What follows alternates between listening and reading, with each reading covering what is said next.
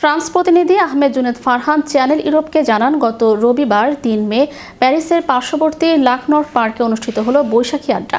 বৈশাখী সাজে পার্কে জড়ো হন বন্ধন পরিবারের সদস্য সহ কমিউনিটির বিভিন্ন সংগঠনের নেতারা। বৈশাখী ভোজ ও সাংস্কৃতিক অনুষ্ঠান ছাড়াও ছিল আলোচনা সভা।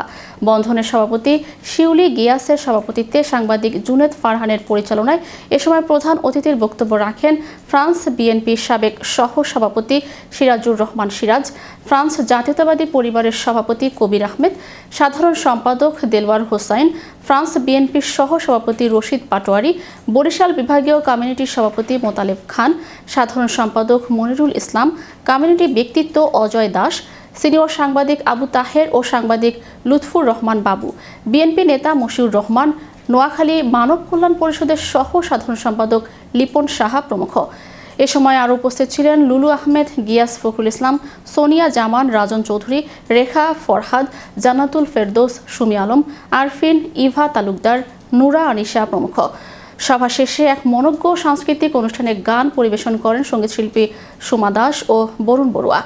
অনুষ্ঠানের একটি বিশেষ মুহূর্তে সকলের মধ্যে প্রীতিভোজের আয়োজন করা হয়। নারী, পুরুষ, শিশু, কিশোর সকলের উপস্থিতিতে বাহারি আয়োজনে সবাই দেশীয় সুস্বাদু খাবারের স্বাদ উপভোগ করেন। অনুষ্ঠানের সভাপতি শিউলি গিয়াসের সমাপনী বক্তব্যের মাধ্যমে অনুষ্ঠানটি সমাপ্ত ঘোষণা করা হয়।